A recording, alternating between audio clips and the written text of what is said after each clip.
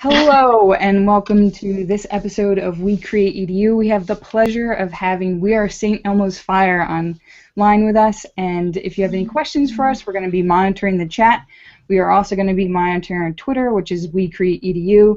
And if you're listening to this later on a podcast or watching it, feel free to still ask us questions. And we're going to start off with some introductions. I'm Jacqueline, and I run a channel called SciJoy. As it just later on a podcast or watching it. And sorry. So I run a channel called SciJoy, and we do some hands-on science. And I'm going to kick it off to Liz. Hi, my name is Liz, and my channel name is High Waisted Pantaloons, and I just do a basic vlog about life and all the fun things that I've learned in the last 33 years of life. Ashley? Okay, I'm Ashley. I have a channel called Ashlyness Vlogs, also about life, but a lot about music too, because I'm a musician and songwriter and all of those things. So, yeah, I think that's all. Who's next? Chelsea? All right, I guess I will take it away. Hi, I'm Chelsea. I run a channel called Practical Poppins. It is a nannying and parenting channel. I make videos about kids for parents and nannies to get together and just talk about the crazy cool business of raising the next generation. Matt, off to you. Cool, I'm Matt. My channel's Halo3GD. That's completely unrelated to what I do, but I do psychology, personal growth. I do some book reviews, and yeah, everybody Palka. Is it my turn? I don't know. Is this supposed to be somebody next to me? Chris, you can go next. You can go next if you want. Take it away, Maya. Okay. All right. Hi, I'm Maya. I'm from We Are St. Elmo's Fire, which is a collab channel in which my friends and I kind of vlog our way through the postgrad life. And since the lower third isn't working, shameless self-promo. Oh, that's smart. Yeah, no, I came prepared. So, I can do that. I guess I'll kick it off to Chris. Yeah, so I am also part of We Are St. Elmo's Fire, obviously. Before that, I did a collab channel with a friend called English Major Stalking. She's also part of We Are St. Elmo's Fire now, although she's not here tonight. And I have another channel where I do some music stuff, which was just a for fun thing that I hardly ever upload to, but it exists. So that's a thing. Leah.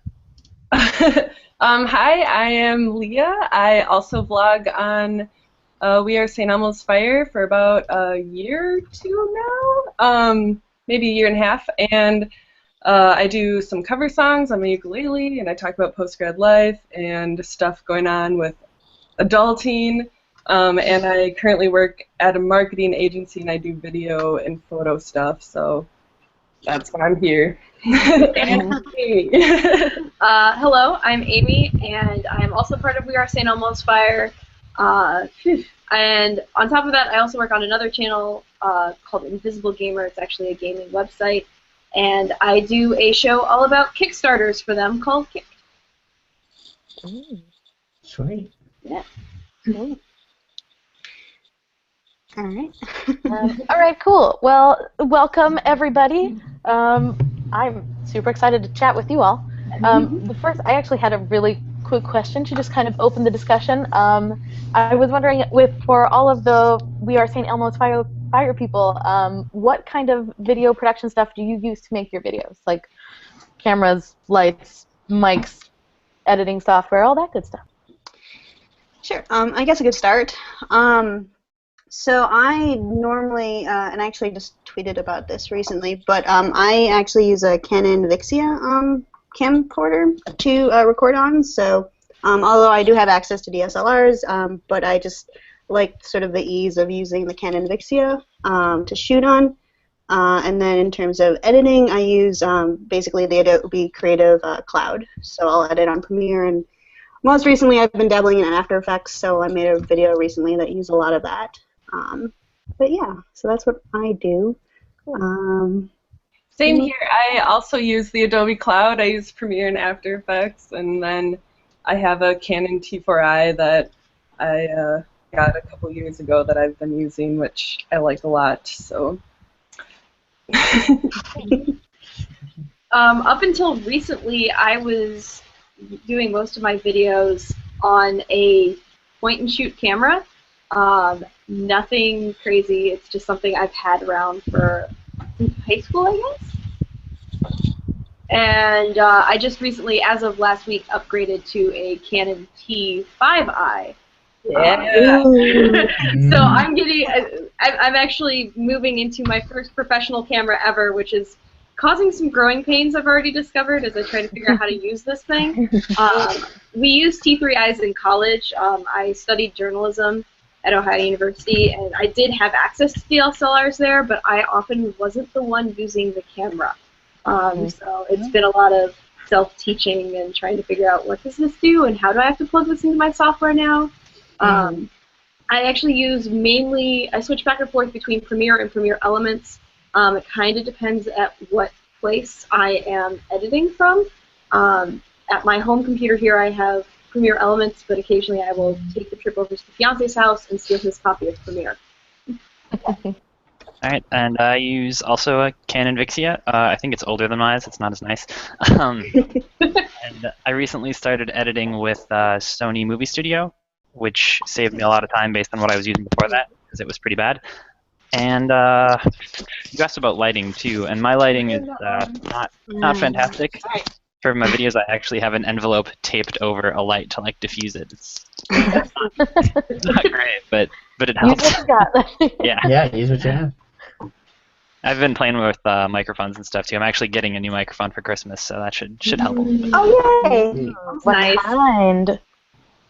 Oh, I don't remember. Put him on the spot. Yeah, I don't remember what the brand is. It's a smaller shotgun mic though, so it'll be quite a bit nicer than using the built-on microphone on the camera. Yeah. Get rid of that background noise a bit. Yeah, I shoot in a pretty echoey room, so the shotgun mic will be nice. Yeah, that was the one thing that I really liked about the Canon that I picked up, is it was a bundle, and it was specifically called a Video Creators Bundle, and it came with the shotgun mic. And I was like, yes, thank you. Oh. Awesome. Adding that to the list, so cool.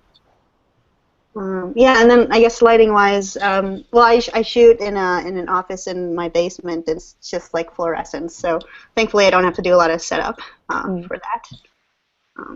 But that's also the brightest room in the house, so I purposely chose that because it's like this is going to be the best lighting anywhere. So. And you have a green screen too, right?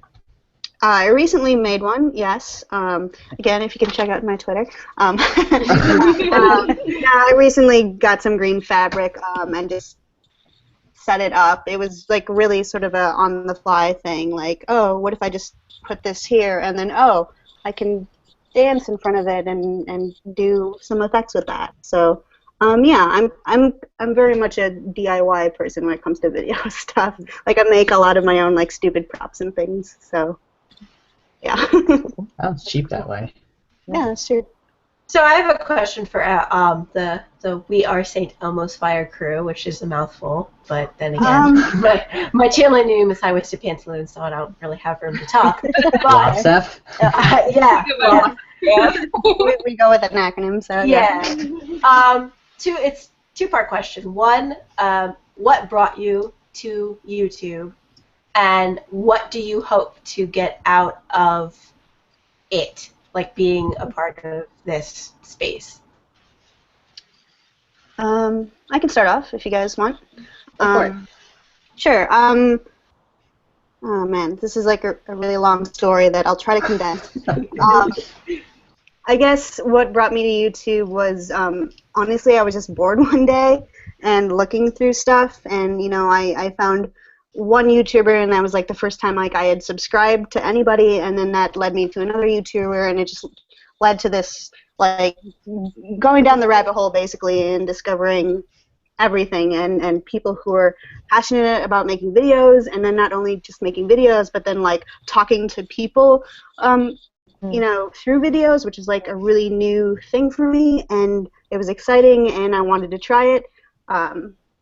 And I didn't really start doing it until like I watched Zay Frank's videos, and then I'm like, okay, I have to start this. So, and YouTube happened, and I've been doing this for like 3 years now. So, and then as far as what I hope to get out of it, it's just continuing to find people who are passionate about making videos and then engaging in the community, basically.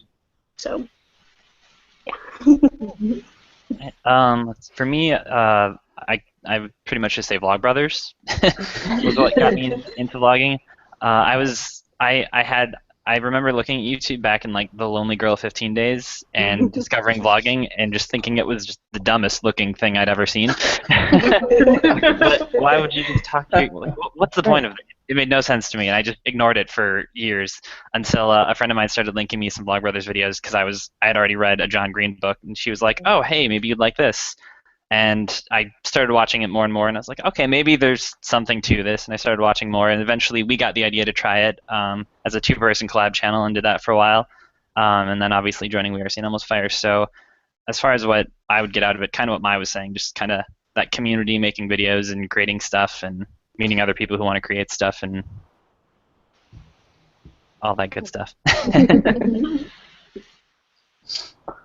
I can go next.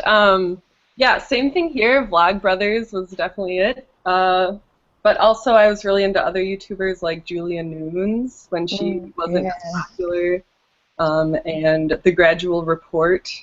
So that kind of got me into watching YouTube, and I would watch it all the time. And then it kind of petered off. I don't watch nearly as much anymore, but a previous WASF member, Greg, was a childhood friend of mine, and we kind of reconnected at the end of college, and he invited me into the WASF world. So that's kind of why I joined this.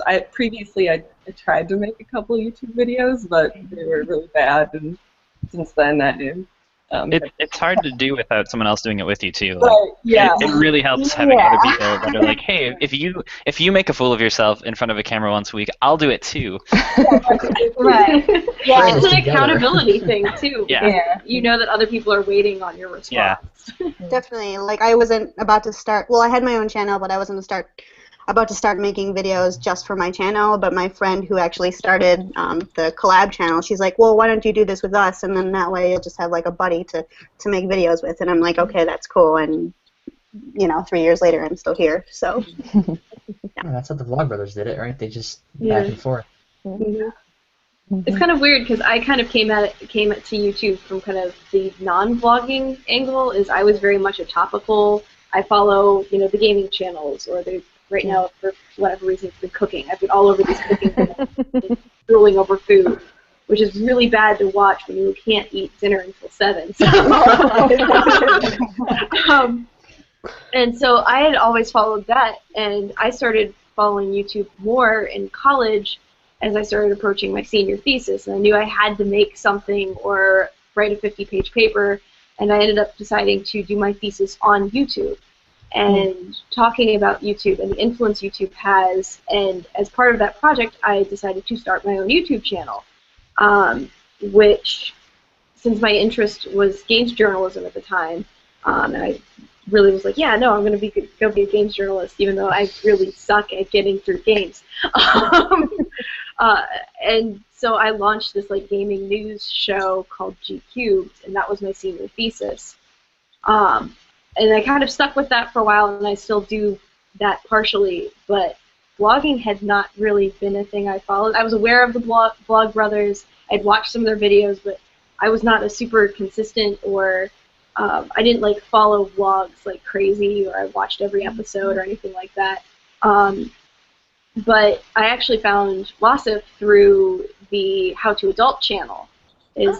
They had promoted the call for new collaborators video, and I went, well, I really like doing this YouTube stuff, and it'd be really fun to do it with other people who like get why I do YouTube, because it's something my family doesn't quite wrap their heads around.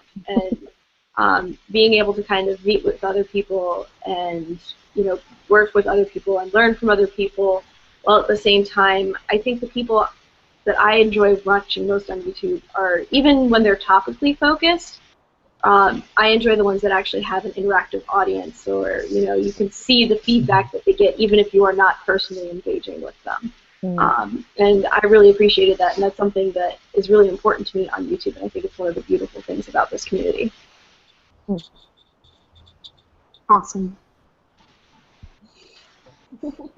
So to get to this kind of the second part of Liz's question, like, what do you kind of hope to get out of it? Like, do you all kind of hope to keep with the channel and like make the channel kind of like a bigger thing, or do you hope to like build your skills and then use them for something else, or what do you kind of hope to do with it?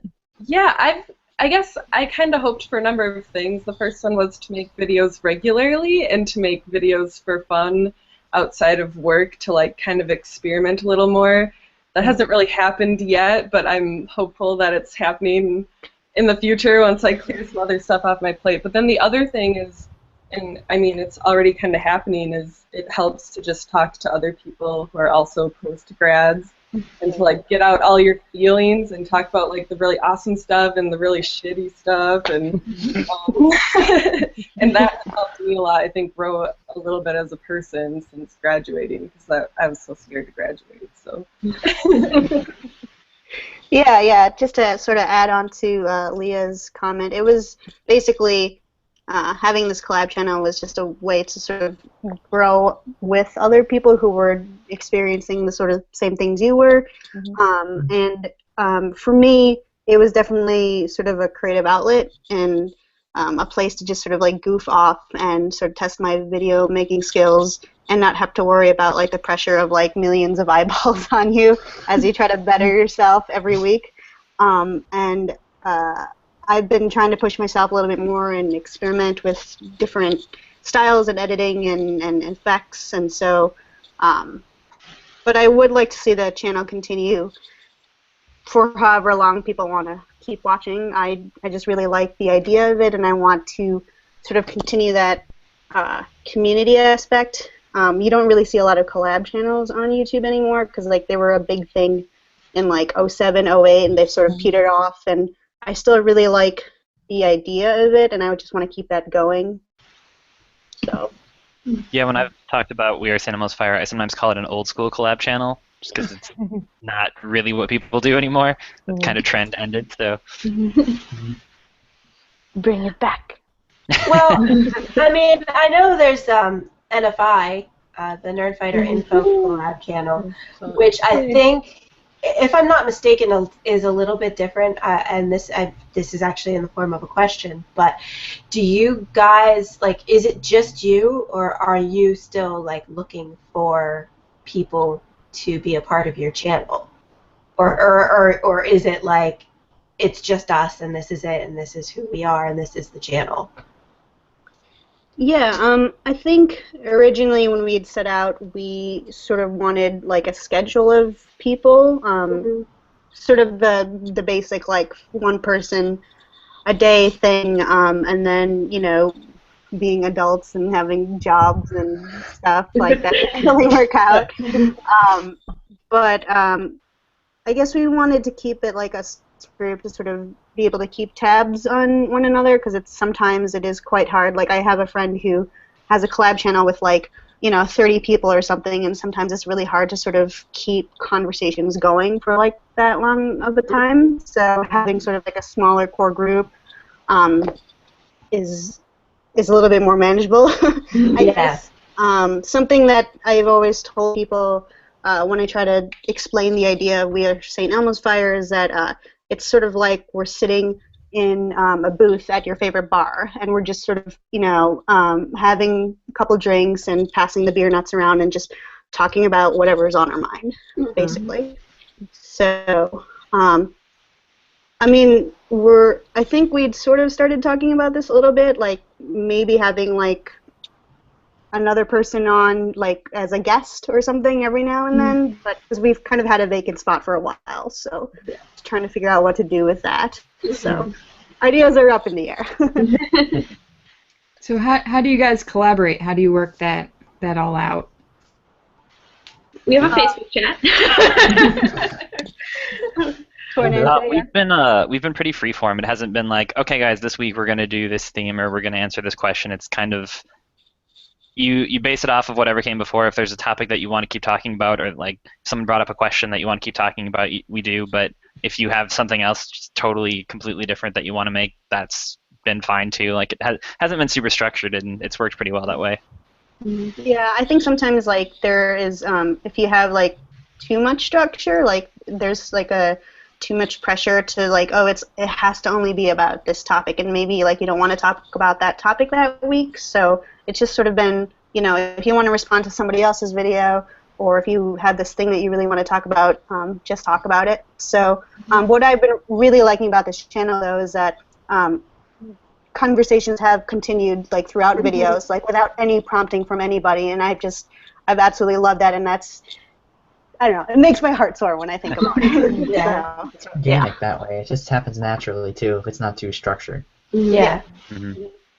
We've had a good mix of like one-off, like, oh, I just did this goofy thing, or this is just something I wanted to talk about, so here we go, we're talking about it. But occasionally we'll get on a topic and we'll stick with it. I think we had like, I think our most recent one that we kind of got a chain going was about like storytelling. We all got into like, and we all came at it from different angles, which is kind of really cool. It's like we may have one core thread, but each of us will take a different like thread from within the thread and take it in a totally different direction. Cool. Yeah, and I will say there's definitely something, as a viewer, because I do watch your channel, there is something really neat about, of course. There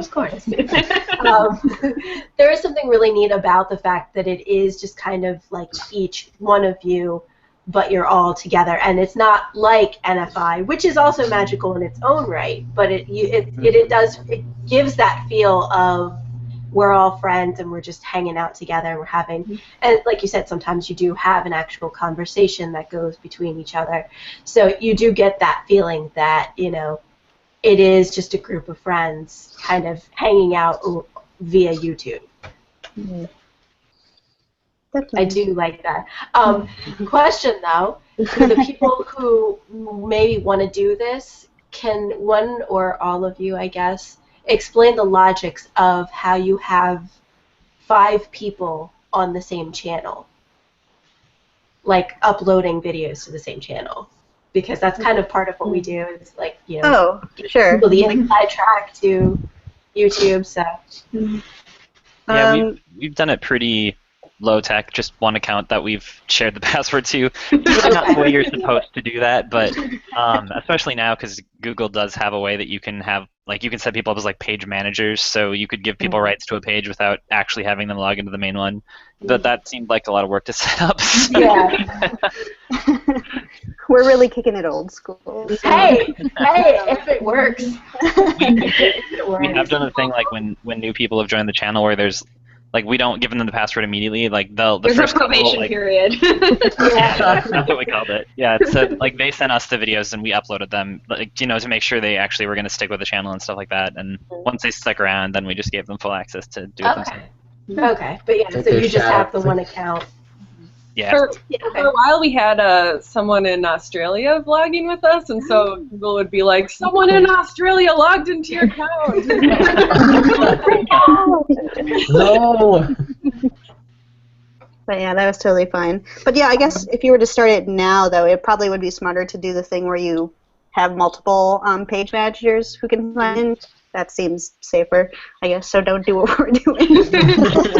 Yeah, I don't know how NFI does it, but for We Create EDU, we have one admin and then everybody else is a manager. But it has its own difficulties because you have to switch between accounts, and if you're not on the... Which is a pain in the butt, yeah. Yeah, because you could be in multiple tabs and be on different accounts, and then it floats to the wrong thing, or you comment and it's the other username, so it's kind And of... I've done that before. I've tumbled stuff when I was on the We Create EDU, and I meant it to be like on my own account, and I didn't even realize, because the way that it's set up, I didn't even realize I was on the We Create EDU account at the time when I was tumbling something on my personal account. So I was like, delete. Yeah,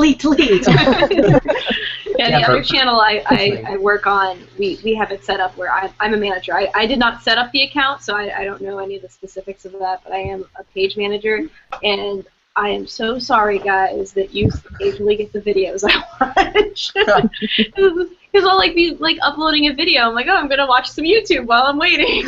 And I get really weird stuff. I'm sorry.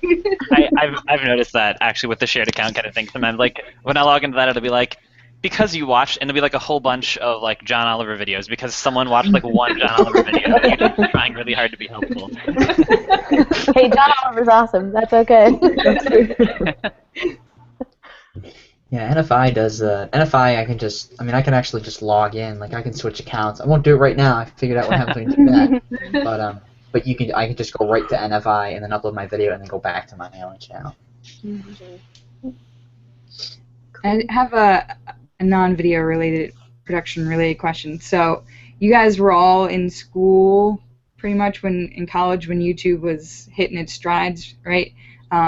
So did you use that? Did you use the educational side of it at all when you were in college? Because I graduated undergrad in 2008 or something like that, so I didn't really get to take advantage of it. There wasn't really much education stuff, I feel like. I don't know. Somebody correct me if I'm wrong, but I feel like it was mostly saturated with comedians and bloggers and such. So I ended up just watching a lot of sketch comedy, to distract myself from school. And I didn't actually get into the vlogger scene until after I graduated, strangely enough. So I didn't know about the community that was going on, and I had an account in 2007, and if I just had taken advantage of it, I would probably be in a different place right now. But not that I'm bitter about it or anything. I feel the same way, Maya. Yeah. I had the same thing. I've had this account for since 2007 as well, and I didn't know that I watched music videos and things from other musicians that I was following, but other than that, I had no idea about vlogging or any of that stuff. The corners were too small for us to find. Yeah. I thought it was just a Flickr, but for videos. That's what I did. My first video was uploaded in March of 2007, and I just sent it to all my family and friends and stuff. I had no idea that all the other stuff existed. Yeah, and I even was uploading videos for my choir, I think, in 2009 to 2011, so I knew kind of what it could do for artists, but I had no idea about blogging and the educational side of it. There actually is a video of me from, I want to say it's 2008 or 2009, that a friend of mine uploaded. He was in the video production class at our high school, which I never took because I didn't know I wanted to do anything like that. And we were supposed to make PSA kind of announcements, and he did one about venting and getting your frustrations out, not on other people, but on a video game or something to get energy out. And so he did a human Pac-Man video, and I was Pac-Man. So somewhere out there on the internet, there is a human Pac-Man video with 11th grade me. Oh, search button. Let's go. I actually it popped up on my "you should watch this again" suggestions the other day, and I was like, oh no. Oh, man. Blast from the past. Here you go. Who has a weird YouTube account somewhere that you don't know the password to anymore? And it's just, yeah. So you all have a background in video production. Are you all hoping to do something with that, or is it just sort of that was something that you found interesting when you were in school and not so much where you want to see your future?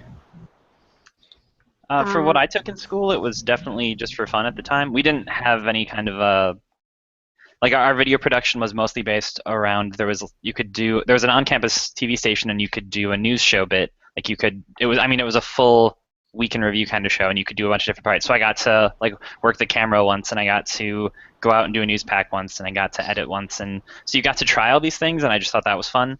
And then I took it again the next semester because I really enjoyed the editing part of it, and so for a semester, a little more than a year, I think, I was the editor they did this Pet of the Week thing where they would go to the Cooley Region Humane Society and take videos of cute little kittens and stuff, and I would edit the clips together. So I really liked that, but at the time it was just kind of a like, this is a thing that I'm kind of interested in, and I didn't really consider it as being a useful skill. And then after during my senior year, I started making videos, and then after I graduated, I kept doing it, and then I wish I could have done more at the time. But so my education wasn't really for that. I just kind of picked it up. Yeah, I actually am currently in school for video production because of YouTube.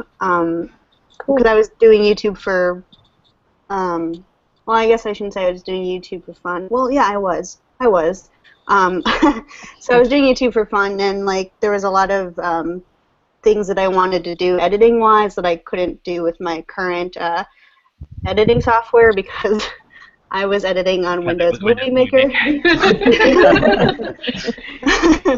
So just things like, even just like overlaying video, like that was not possible, and you know, I wanted the graphics to fly in and just all these like fancy little things, and I couldn't do it. And so I went back to school for video production, and now I know how to do those. I mean, hopefully I would like to get a job doing something in that field when I graduate in some months. So, like, you know, if Crash Course wants to hire me, that'd be great. Intern. Yeah. So. Maya, did you have? Sorry. Oh. I just had a quick. Did you go back for a second bachelor's or a grad degree, Maya? It's an associate's right now. Okay. So I'm just learning like basically all the technical things. So nothing super academic. Cool. Thanks. I guess I liked video in high school, and my friends and I always talked about like making movies, and in English class there were like projects like make a movie based on the book Frankenstein or something. So we made a Frankensteina. Like it was kind of like Mean Girls meets Frankenstein, but so that was a lot of fun. But kind of like what was it Maya or Chris who said it didn't seem like a feasible career, so I never considered like actually pursuing it. And then in school, I went to college for graphic design, and I took some video classes, and I was like, this is really fun. I wish I could do this forever. So. And then I applied to this video job at a marketing agency out on a whim, and I got it. So I've been pretty happy and been there for a little over a year. So, yeah. I hope to keep doing it, I guess. So. And Leah is like my go-to person for like all things video. If I have like a question or something, I'll be like, wait, what lens are you supposed to use for that? And so.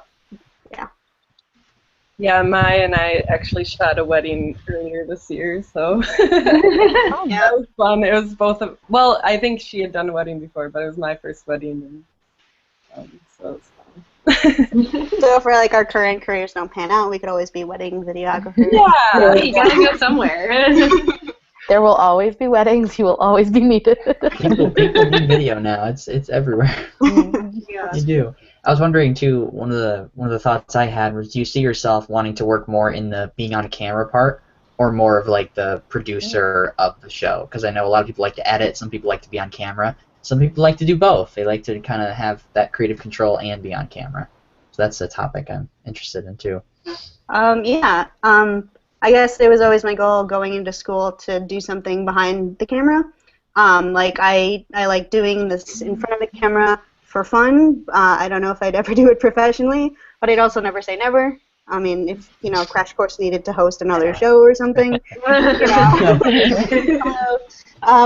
But like I've always just been more interested in the sort of editing aspects, because like being able to craft the story that you want using the assets that you have, like that's really interesting to me, and I like having that control, I guess. Cool. I actually started out in front of the camera, way back. The more we talk about this, the more it's like making me realize how far back I go with video production. So my school district growing up used to, unfortunately funding happens, but used to have a student-run television show on like the local cable access channel called SCS TV. And in 6th grade, you could audition to be a reporter, and you were the reporter for your elementary school. So I tried out. I had to go through an interview. It was like my first ever job interview in a way, and because I really wanted to be a reporter. And you had to write your own stories. All of our episodes had themes, which got to flex your creative side. We had an entire episode that was Dr. Seuss themed, and everything rhymed. Like I wrote an entire news story in rhyme. So cool. And so I did that up through like mid-high school, and around the time where they cut the show was right around the time I was starting to look at college, and I kind of was like, oh, I want to do this news thing. I think I'm going to be a journalist. So I went to school for journalism, and I really found that I was drawn to not so much the journalism side, but more the writing and the editing and the video work. And at the time, we were all being told, hey, if you're going into journalism, you better know how to do everything. From the, run a camera, take photos, write, edit. You need to know how to do everything. So I kind of got to be a jack of all trades in that way, and that I learned a little bit of all these things, but I don't think I'm necessarily very good at any of them. I'm working on it. It takes time to master something. So it's been one of those things where I've gotten to try a whole bunch of different things. Cool. And then throughout college, I was working on a student-run production company where I was everything from the host in front of the camera to doing some of the editing. I eventually was the producer of one of the shows, and then I moved up to the executive board. So I got to see the behind the scenes, nitty-gritty that goes into producing something, of trying to figure out budgets and trying to deal with personnel issues. I was actually our personnel manager, so I got to deal with all the people who were mad at each other. Board meetings. I don't want to go into human resources. I will never be in HR. I don't want to deal with any of that. Which was kind of nice because I got to try all these different roles and figure out what I did like and what I didn't like. Mm-hmm. I think I mentioned like editing was what kind of drew me in the most. Just I liked the aspect of being like, okay, this was all the footage we shot, and I'm like, given this, what's the best thing you can turn it into? I've not been as good at the part of like make the original footage to put it in. So I like the on-camera stuff. It took me a while to get comfortable with it, but I liked performing before that, so it wasn't too big of a deal, and I liked the writing part of it.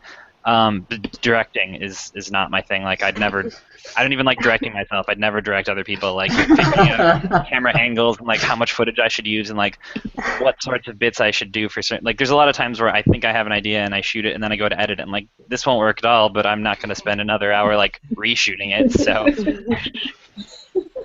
another day. That actually just happened to me too. Like I had an idea for something and I shot a couple of different like clips and a couple of different like ways to do it, and then I got it into the final cut and all of that stuff, and I was like, this does not look like I thought it was gonna look like. Like this does not work really at all. Like you think you know how it's gonna look, and then you try to put it together, and it looks nothing like what you thought it would. And Yeah.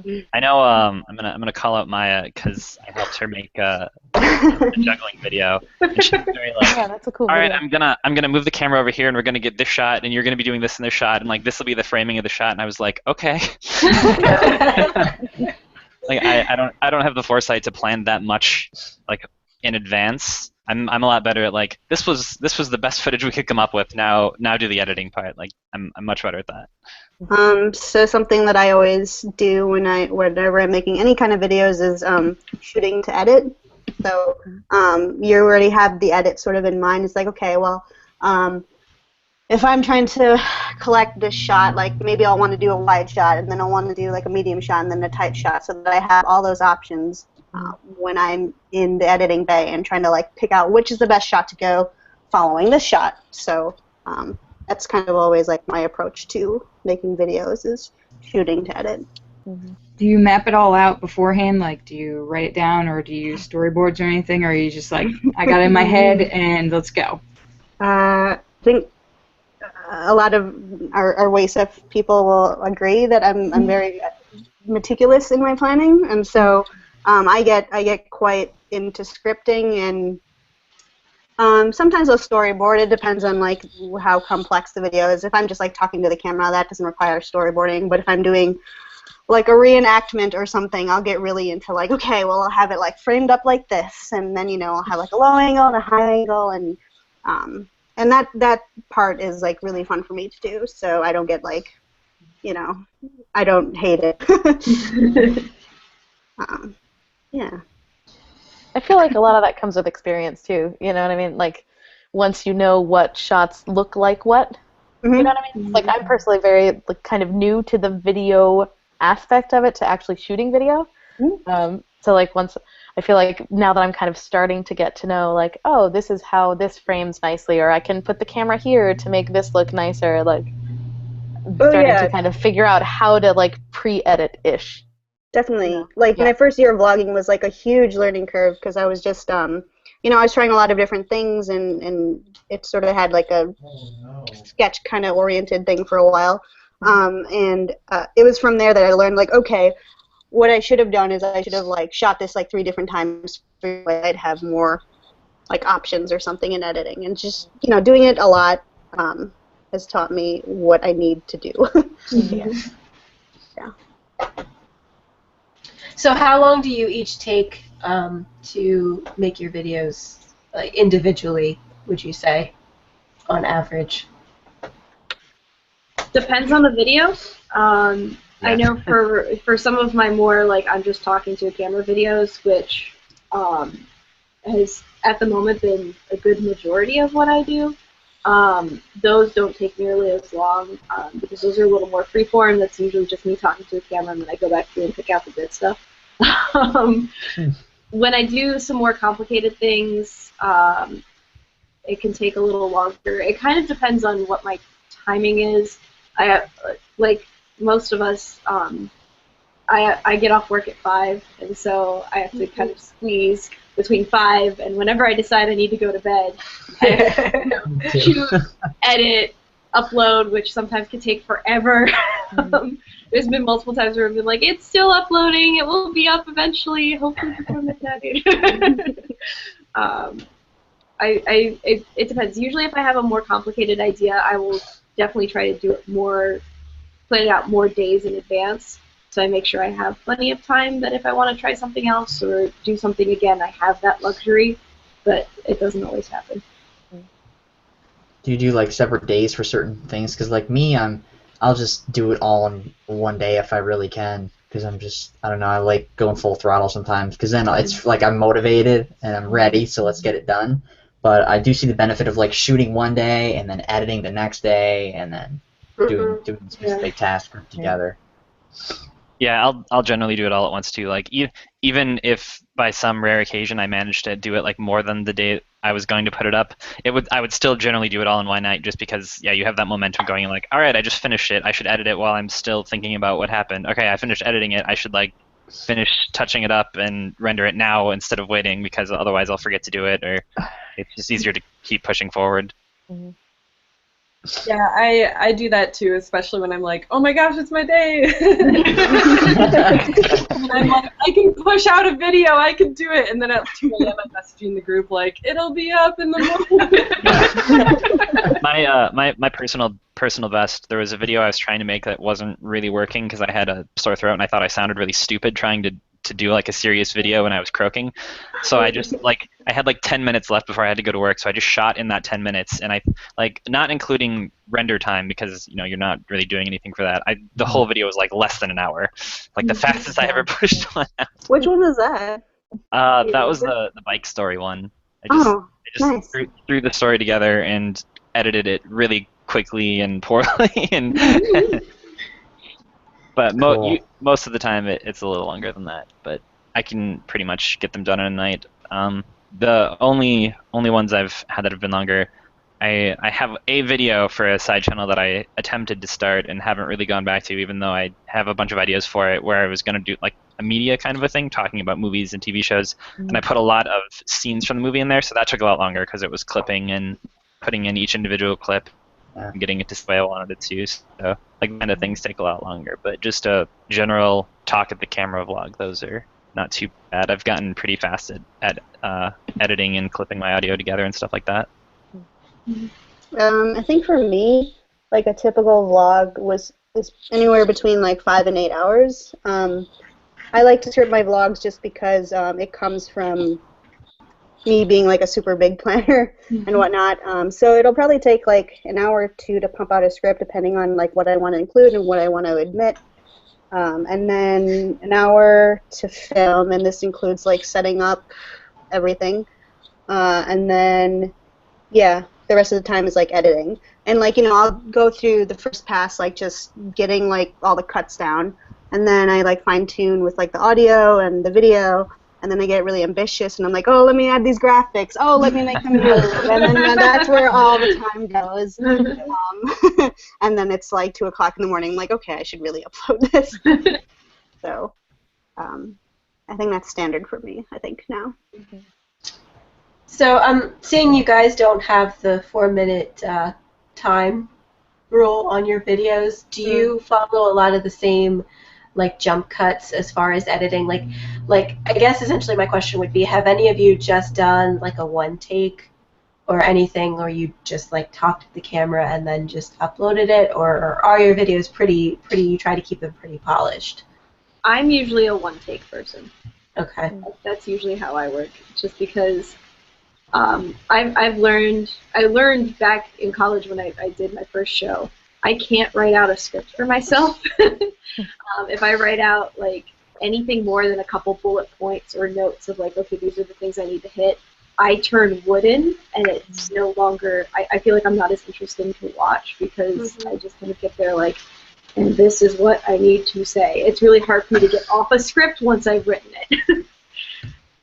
So I guess I'm more of the one take, because I know like if I didn't like something, I can cut it out later.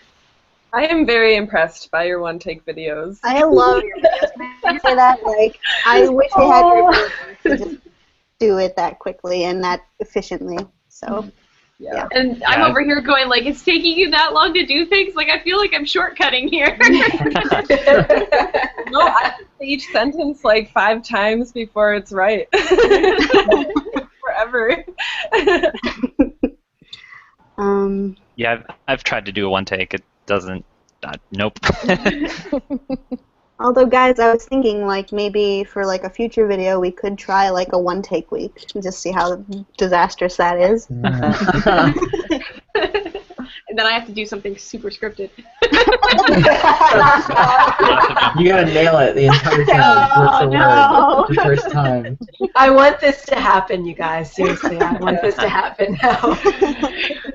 Some of my good videos are one takes. I like 3 to 4 minute one takes. I don't know what it is. Yeah, well, there's like, there's always the trade-off, right, with the delivery versus like, getting out everything that you wanted to say. And I guess I lean towards more of the, I want to get out everything that I want to say in the right way, which is why like I will, say a line like 5 times or something, because I'm like, nope, that didn't sound right, and then. But, then you have, like, 7 takes, and you're like, okay, it's getting progressively worse. Which was the best one? Yeah. So normally what I do in, like, the string of takes is I either take the first take or the last take, because the first is the most natural, and the last is the delivery that I want. So it just kind of, which fits in the edit the best. And normally, like, the more wooden ones can sort of be covered up by clever editing, so people don't really notice.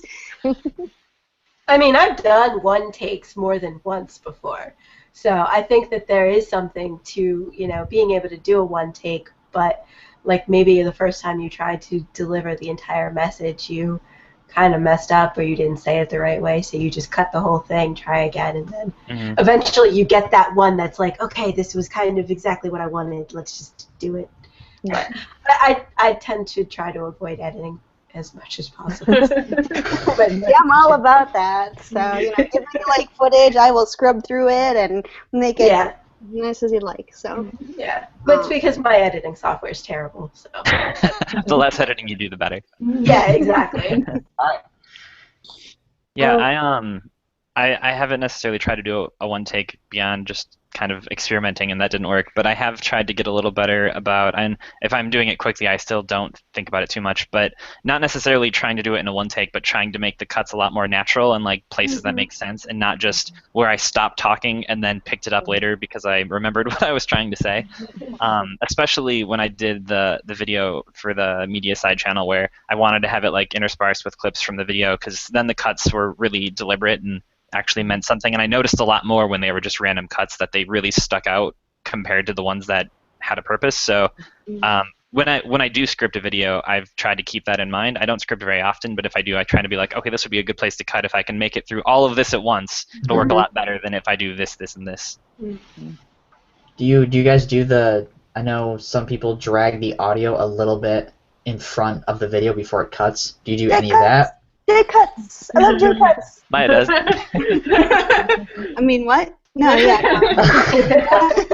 Because I never did that, and I started doing that, and I've watched some other people that do that, and it does get rid of the abrupt, because the video is still going, and the next to audio cuts really nice because the audio continues and then the video cuts. So I just started doing that, and I'm working on my Project for Awesome video right now, and it's so much nicer how it smooths it out instead of just having an right in the middle of the audio and video. And part of that too is the way that you change in the camera. If you have the audio going, it lessens that like where you are on screen when the camera cuts if it's different. I'm very more picky with fades as far as audio than video, because I'm used to that. Like I know audio better, but yeah, I don't usually cut, but I'll fade. I'll like crossfade or fade out or in audio to kind of smooth those transitions a little bit. Yeah, so when I'm cutting, my first pass, I'm not even looking at the video. I'm just listening to it, so I'm cutting and then like putting all the audio together so that it all flows nice, and then I worry about what the video looks like. So then, sometimes I'll have the video from the last clip continue into the next one, or vice versa. So that would be a J cut. If you have the video from the last clip continue into the next one, an L cut would be the reverse. So you have the video from the next clip start before the audio of the last clip. And are you seeing all these gestures? Does that help? Yeah. I work in like academic research with gestures, so I'm very, gesturing. But it helps with the pacing a lot, and your mind just sort of accepts like the changes in video, the slight changes. So Man, I need someone to do my editing for me now. I'll do it. I've seen videos, not on our channel actually, but I've seen a couple other ones where people almost exclusively cut it that way though, and if you rely on that, it gets, I think, more distracting than even straight jump cuts, because I'm always getting lost in the video and the audio kind of being out of sync. So I think that kind of stuff, the J cuts and even like the crossfade video, it can be really effective, but you can't use it for like every cut. It definitely wears out its welcome if you overdo it. Yeah. Cool. So I think we're pretty much going on an hour here. So if we want to do the channel check-ins, and unless anybody had any last questions or I actually anything they wanted to. One last question. All right. For the I don't even remember your acronym right now. WASF. For all of you, lovely people, for anybody who is thinking about creating a collaboration channel or creating a schedule with their friends to do kind of a collaboration thing, what is like one small piece of advice you would say to them? Don't hope to go viral. The collab channels definitely don't go viral for a reason, unless you're like, I don't know, what's popular now? O2L, I think that was like the latest collab channel that went kind of popular. I don't know, it's something with the youth that I don't understand. But yeah, because content is being put out, every few days or every day or something, it's a lot harder, I think, for people to get to subscribe to that channel, because that's a lot of content coming at them, and they'd prefer maybe a channel that puts out once or twice a week. And so we're not expecting to get thousands of subscribers or anything, and that's totally fine. We're basically doing this to have a conversation. So I don't know. Would you guys agree? Yeah. Yeah, definitely. I'd say kind of adding that I've seen a couple of videos. I was kind of curious. I've done this a few times where I just search for like first vlog and see what comes up just to see what people are putting out as like their first video ever. And a lot of people, because the videos they watch are people with tens of thousands of subscribers that all end their video with like, oh, what do you guys think? Let me know in the comments. And then they end their videos that way. But they have 0 subscribers, like no one's commenting on their video, and they get really discouraged. I think they have this expectation of being a part of making a YouTube video is having subscribers and commenters, and that's the part that comes later.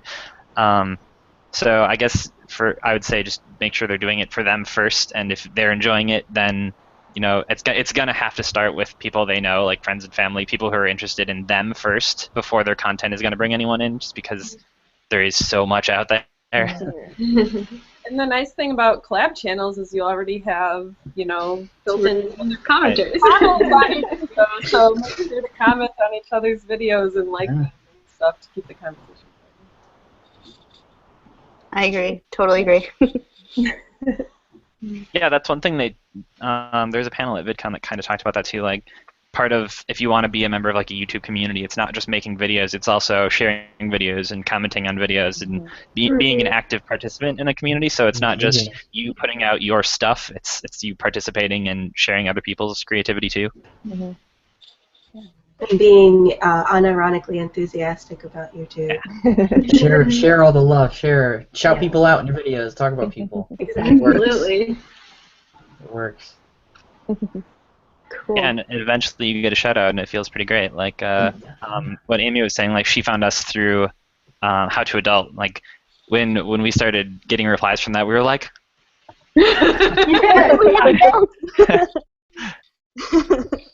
Yeah, no, we've been very fortunate. Like the way our channel grows is basically just shout outs from people, because we don't do any sort of like heavy promotion of anything. So yeah, we've been very fortunate. Like I can remember like one of our first surges of subscribers was when Chris's Dave Green video went. I don't know if everybody knows this, but Chris is the guy who knows Dave Green. So yeah, it's quite cool. That's great. I've got a lot of them. I think community-wide events too, like Veda. I've done Veda a couple of times, and that's how you meet a lot of different people. Although your YouTube watch time exponentially skyrockets when you participate in Veda. Oh my gosh, yes. But I've gotten shout-outs that way too. Okay, so I guess we're gonna do the channel check-ins now. So, Do you want to start, Liz, or do you want somebody else to start? Well, now I'm waiting to see if that's where we are. Yeah. Okay. Okay. I don't have anything right now. That's okay. Yeah. I don't even know what my video tomorrow or on Thursday is going to be about right now. So, yeah. I am doing another collab in next week, I think. Not on NFI, but with Paul Roth. So that's all that I have. But I'm just waiting to end this year, like not like rushing it, but next year is going to be a big year for me. And yeah. So anybody else? Well, I really like this live stream idea, and I've sort of like mentioned this in passing, I think, to Chris and maybe Leah. But I would kind of like to do like a live stream maybe for WASF as well, like where we're just sort of hanging out and I don't know, playing Pictionary or something. I don't know. There's something called Tabletop Simulator that exists on Steam. Yeah. It's basically virtual board games. I'm just saying. Just saying. I discovered this yesterday. So. If you want to do that, I have a Google Doc that teaches you how to start a Hangout. I will try and remember to put it in the description below and send it to you guys. That'd be great. And if Google hasn't changed too much in the past few months, it should work. I think the biggest key for anyone that wants to do Hangout, once you start it, don't stop it. And you can't test it. Because there's a big red button at the bottom right now that says stop broadcast, and if I hit that, then this is dead link. Which is something that has happened to Several people I know. Yeah, yeah. And they've called me in a panic, like, how do I get it back? And I was like, you don't. It's gone now. It's gone. I'm sorry. Yeah. I do. I'm part of a collab channel called Project Chronicle, and we're we're a group of people that all try to daily vlog at the same time. I came in around 2013, and it's a bunch of different people. So we've got people from the U.S., so you got people in the UK, and we do live streams. We do like Oregon Trail, or we'll do. We've done Cards Against Humanity. We've done Monopoly. We did some streaming of Steam games before. So played. Don't Starve. We did some Don't Starve live streams together. So we played that. My videos, I got an NFI video Thursday that I have to do, and then Project for Awesome video I'm still working on. And then I have a live stream with Paul Roth, maybe, and then his Christmas collab thing. I don't know. It's all on the list somewhere. I have it written down.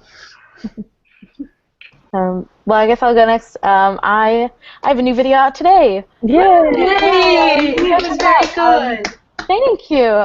It's like a new kind of thing that I'm trying. I've been thinking about doing for a while is, like I said, I nanny for 2 girls who are 4 and 7, and I really have been wanting to like see the world literally from their perspective. So I got a GoPro and I strapped it on their heads. So that you can see like literally their eyesight. Line. That's awesome. And it was really fun, and the video was really fun to do, and I've been kind of like shooting some more with them. And as long as it doesn't make everybody too nauseous, doing some of the editing, I got a little bit nauseous with some of it.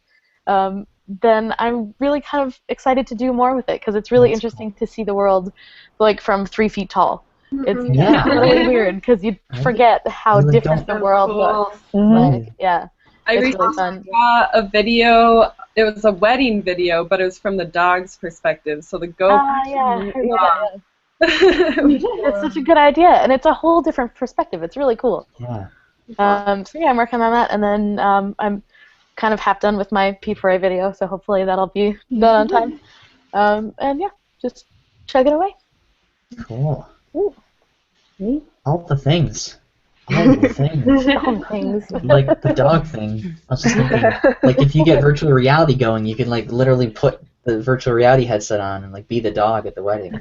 Oh my gosh. They have little cameras that actually measure the heartbeat of animals.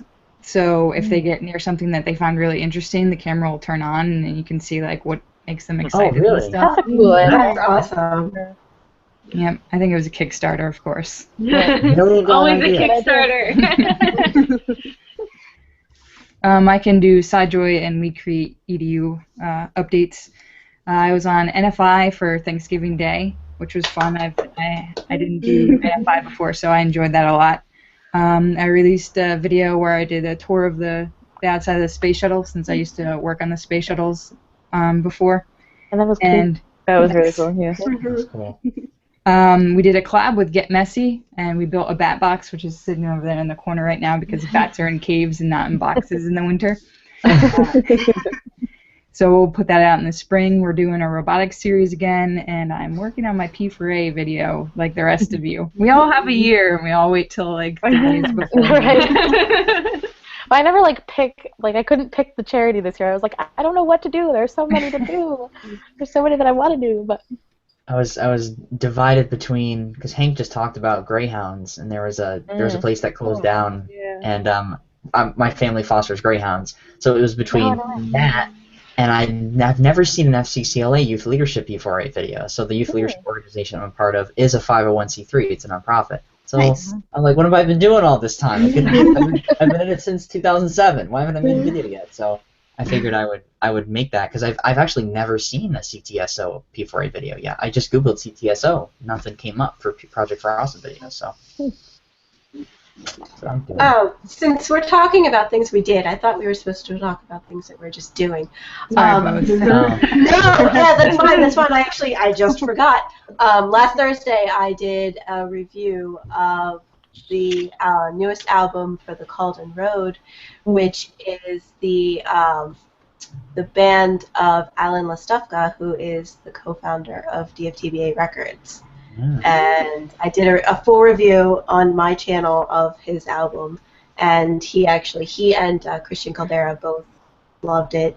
So it's a great album, and I was very happy to be a part of it. But it's a full review of the album, and that was like my big thing that I've accomplished. Yay! Baby Yeah, steps. it was a lot of fun to do. It was a lot of fun to do. So, and it's kind of goes into what I'm going to be doing next year with my podcast. But Yay!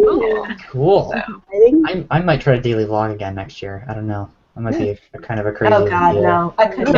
Everybody should go watch Maya's dance recess video too. Yes, that was fantastic. Yeah. Great song choices. Yes, I must say, absolutely. That was my favorite part. I'm glad you enjoyed it. Yeah. That was me experimenting with After Effects stuff. So again. Oh, sorry. Go ahead. I do love that you're like, oh, I'm going to make a fun video and it'll be easy and relaxing, and I'm going to put a I can't just make it simple. I have to make it hard. Oh, I'm like that too. Challenge yourself. Yeah. But you make it fabulous, so it's all good. Thank you. Cool. If you ever want to show any of your behind the scenes of all the crazy stuff you do, let us know and we will release that. She almost needs like a second person following her around with the cameras. Agreed. Make an entire hour video on yourself writing a script. Wait, Maya, your day's before my day, right? Can I just do that for one of my videos? Like just record a video from No, you should do a whole week. Do a whole week where you all show your behind the scenes. Chain of people with cameras. I'm writing this down, dude. Yeah. That's gonna be the one takes. Don't forget the one take week. So, are you guys coming to Ohio then? Cause We're gonna shoot your wedding, right? yeah. Fantastic. It's actually really funny. You guys keep bringing up NFI. I'm actually doing my first video for NFI this week as well. Yeah. I'm really excited. And tomorrow's my WASP day. So it's going to be the video of Amy plays with a new camera, and it's just going to be all the really like all over the place footage that I'm taking this weekend. So, there might not be much of a script. It's just going to be like, look at the shiny. Imagine like when you look back when you're all professional. What you'll think. Like there was a day when I messed with the camera the first time, just put it on manual mode. Right now it's just me trying to figure out what settings I have to put Premiere on to get it to actually, because I uploaded my first video using the new camera this weekend and it's not in HD and I'm freaking out like, what did I do wrong? You said T5i, right? Yeah. What did I have? It's over my bed right there. Yeah, mine's in its case next to my feet right now. So. Chat the WASA group. That's fun. I'm gonna start sending you guys screenshots of like my computer screen. Like, what does this need to be? Please do. I'm okay with that. I have that problem too with like even with my phone. I think it's exporting right. It's not. It'll come in. It looks fine when it's fine. in the Right, and then I don't know what it is. I don't know. Yeah, I don't know what it is. I think it's just a regular QuickTime video. MOV file has been working. What I mean, I don't know. Or what do you export? I've got in H.264. Premiere, and I think I've got it. I think it worked going in 1080. I don't know what exactly the. Is it that like H1? Like you can actually pick. Probably. Mine have been exporting as an H.264. Yeah, that one. Yeah. It's nice and compressed that way. I have to say, it's kind of interesting shooting in like 60 frames per second. It's not 1080p, but it's so smooth. Like the first time I used the Canon with that, it was so strange. Have you tried making slow-mo videos with that? Because you can do it. No, I could. But not there yet, I guess. Too many things going on. Something to try. Oh, I have a question about that. Can you make a template in Premiere that like has your end screen and stuff? Because I find myself like redoing that every time, and I'm like, I feel like I'm wasting like, half an hour just getting the end screen to match up right. with It's an image that we just add at the end, so we made it in Photoshop and then. Right, I do that, but it's because I have a song, and then sometimes I'll put like the last, use a clip of the last video. Well, I mean, I think what Kel does. Kel isn't here tonight, but she just has like the JPEG or whatever, the audio, and that's just its own clip without like the previous video clip in there. And then every time she'll just put that video in all together, and then add the previous video on top of that. If that makes sense. Mm-hmm. So, I mean, that's one way to do it. Yeah. I used Keynote on my Mac and then just took a screenshot of it, made it, and then I just put it in as a JPEG file at the end of the video. Mm. I don't really make the end slates anymore. I don't know what happened to that. I had it for a long time. It was fun, but then I just got bored and I started ending right at the end of the video. Yeah. So I'm so like switching around my end screens, like trying to figure out what works and what works. Yeah. Mm-hmm. I just wonder if people actually use the end screens. I don't know. I haven't used it enough to know. You can check two ways. Look at all that data. Analytics. One, you can see when they drop off their attention, and two, you can see if there's click-through rates, and you can actually go into your analytics and see if anyone clicked through. And as for your end screen, I also use a JPEG, and I have in my notes in my phone the sizes I need for the little like corner pieces, because that's the hardest part. I know the position and I know the zoom, and that helps. But if you know it's always going to be the same length, if you want, you might be able to just do it as a separate movie. My intro, and I'm sure NFI is the same way, just import it as a separate video. So if you already know that because my end slates are all different lengths, so if you know I want this whole song every time, you might just make that a video with a little square and then put another video on top. That might be easier for you. Yeah, that's actually how I have started doing it too. I have like the video clip, but then I also have like the audio goes a few seconds before it, because sometimes I would like lead in the audio sooner, so that way I can cut the video part whenever I want, but there's enough audio that if I want to shorten it, I still can, and it won't affect anything. But you still have to annotate then after it's uploaded. Yeah. See, that's the thing. Yeah, that's the thing that takes. Yeah, I'd really love it if at some point YouTube, once they, I don't know what kind of plans they have for it, but I would really love it if they had some kind of a content-aware thing, like where you could upload a separate thing and be like, this is my end screen, and it would automatically know what kind of thing you wanted. And then if you're watching in a playlist, it would automatically know, like, I don't need the end screen. Kind of like how Netflix skips credits. Watch. That YouTube should do that too. Like, I don't need a 30-second end screen if I'm watching a bunch of people's videos in a row. Like, especially because Don't Stop Me Now. Some people's end screens, like when I'm watching the video, goes on for like 4 or 5 minutes. I'm like, are you serious with this? It's like, how many links do you have on your end screen? Yeah. And I'm not clicking on any of them on my phone because I can't. So a lot of people just have the previous video, something else, and then a subscribe button. Like those are that's what it is too. But like P4A, my P4A video is gonna have links at the end. Because if people find the video and they're not on the live stream and they watch it, they can hop right onto the live stream. That's a good idea. That's another thing that would be cool if they could make a content aware. Because like I've seen bands and stuff where their end screen is like, "Hey, we're going on tour," and that's great for like the 2 weeks before it. But then that's always at the end of their video permanently. When are they not on tour now? Forever. Right. Or even like you were saying, the intros, that would be great. Like I try and binge watch Crash Course or SciShow or something, and I'm like, I can't take this anymore. I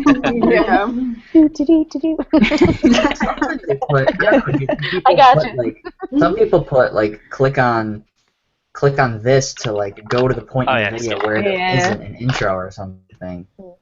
But then that's you like still trying to adjust like the timing of that. Yeah, but you could like if you put it in the description, if you really wanted to, in the description of your video, you could have a little number icon, a little point, like put the time that your video starts and say, click here to skip the intro, or if you wanted to. And if your intro is consistently always the same, it wouldn't be that hard to just like have that be like 30 seconds or whatever. Yeah. Could you on your own channel? Can you make a playlist that you are always like start at a certain point? Like, can you skip all your intros if somebody's gonna watch it in a playlist? Can you do that? I don't know. That's a good question. I think that's cool.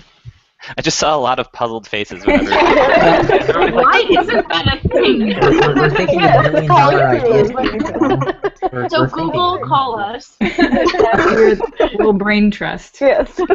Wait, Chris, we met I that don't guy want to from change. I don't want to change Barcelona. the topic too much. But Jacqueline, did I tell you about Blab? I don't know if you guys know about Blab or not. Yeah, we talked about that on the social Oh, you media did? thing. Okay, cool. Because I recently found that it's only a couple months old, and it's just really cool because there's no audio, there's no latency problems with audio. So when you speak on Blab, you can hear the other person over other people. Like it doesn't cut people off like when we're talking in here. And it's like Skype, live stream, and Twitter all at the same time. It's pretty cool. So, in case you want to check that out. It is very. I might do a P4A Blab. There you go. Oh, that's a good idea. I guess we create EDU. Kind of check in a little bit. I'm writing a productivity kind of blog every Monday on our Tumblr, and we're trying to put a lot more out on Tumblr, Twitter, Facebook, that kind of stuff about not only what we're doing, but we're trying to highlight at least 3 probably YouTubers a week. So if you guys have suggestions, please send them to us. We really want to promote smaller YouTubers, and we're trying to tell you more tricks and tips and things like that. I subscribe to all the social media blogs and trying to give you updates when Google's changing all their crap. So that's what we're trying to do. A big shout out video was my last video. I know you're on that list too, so that's why I did that right around Thanksgiving. So you can use that. Okay, thanks. For a few of them. Yeah, thank you for the shout out, Matt. By the way. You're welcome. That was fun. I was kind of just shouting names, but it was fun. Appreciate it all the time. Oh, was that your small YouTubers video? Yeah. Okay. Oh, I did not. Sorry. Somebody just said that. No, I didn't get to that video yet. I didn't get to shout everybody out that I wanted to, but I went into my subscriptions, all my subscriptions, and I just went down my list and picked out the small YouTubers. I walked from the camera to my computer. I just did that. For 2 hours, I just walked. Right. I got a lot of good exercise doing that. I was tired. It was late though. Does anyone else have any other check-in stuff? I'm totally behind on everything in life. I can relate. You sent me a Facebook invite though for something. Oh, yes I did. Well, I'm not behind on that. That's the only thing. The band, I'm doing a lot of musical things. I joined a choir on my birthday. So the choir had a show on the 29th, and then we have another thing on the 13th. My band has a gig on the 17th, and that's really big for us. So that is taking up, most of the time. All Night Drivers is our name, and we have a show in Jersey City on the 17th, and I'm very excited. And we did we finally recorded half of our set during rehearsal the other day, and the last few songs came out really good. So that's and there are things that we knew. Now we know what to pinpoint to work on for the next 3 rehearsals before this gig. So yeah, so those are the exciting things. I'm super behind on YouTube. I wanted to make a video this week or this weekend and then this week, and I'm just swamped with choir and band things. So hopefully I will get a video out in the next couple days. And I didn't do a Project for Awesome video because I didn't know what to do. That's okay. We've been slacking as well. We had at some point started talking about doing a group P4A thing, and then life happened. No. I know the feeling. Next year. It's always next year. We can start now. There you go. Every year when Project for Awesome comes around, I always swear it was just 3 months ago that the last one happened. And then it's I was like, it's time for this year's P4A, and I was like, but didn't we just have that? That just happened. Yeah. Oh, that's gonna be big this year. Yeah, so during the P4A, I know we're going to be on Twitter. I'll try, I think I have all your Twitter handles. I'll put them in the description below, so come on, talk to us. I'm sure we're all going to be watching videos. I think us as a channel, Sarah suggested we use hashtag WCE just to keep track of where we are during the P4A, because conversations get all wonky. All over, yeah. Yeah, especially at 3 and 4 a.m. Right. Your son's not that Time late to be on the stream. for stupid o'clock moments. But Yes, that's the Nothing like stupid 30. Everybody gets all punchy.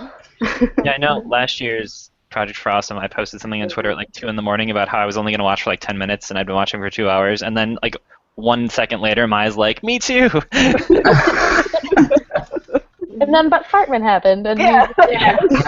And we had people staying up for the entire Project for Awesome. I know somebody like was going to get. Yeah. I did I for don't know, almost. I think it was Oh yeah. Vika or something. She yes. stayed up for She the did like entire the whole, yeah. Pisano. Yeah, that was really, really cool. I have a concert that day though, so I mean I have like a concert on Friday, so I'm gonna get home and be exhausted, and I'm probably just gonna stay up like the whole night, grab some Mountain Dew or something, and I had my mom ask me this weekend. She's like, "Oh, are you free to like do stuff?" And I'm like, "No, I'm not free." She's like, I have nothing what about-" planned. I'm like, "No." Yeah, true. I have it in my calendar. I'm like, nope, block off the time. Must be at the stream. That's a good segue. Another block of time that people should mark off is next Wednesday, the 16th, from 9 to 10. We are going to do another hangout, and we're going to have Peter from Go Verba Noun on here. He went around the world and interviewed YouTubers, small education YouTubers, large education YouTubers, including like Hank and Sexplanations, and check out his channel if you haven't seen him before. So we're going to talk about the things he learned and who he talked to and stuff like that. So if you can't be there, please send us your questions ahead of time, and we will ask Peter whatever you guys come up with. And we hope to see you there next Wednesday. yeah, I'll be singing, but Yeah, I'll definitely send some questions. That's why we try and do a Monday and a Wednesday. Yeah. So. Well, I appreciate it. Yeah, that's awesome. I did get to talk to Peter though on one of the first live streams that we did, which was awesome. Yeah. Yep. So he'll He was a cool guy. be back next week. So. Well, thank you guys so much for coming on. And if you have any other questions for these guys, please check out their channel. We'll put links below. If you have questions for them, I'm sure they'll be happy to answer them on Twitter in their comments. Oh yeah, fire away. We all stalk the comments of the video, so if you comment on a video, we'll come find it. Accurate. Cool. Well, yeah, thank you so much for having us on. This was absolutely so much fun. Maybe we'll do it again soon. Yay. Yay.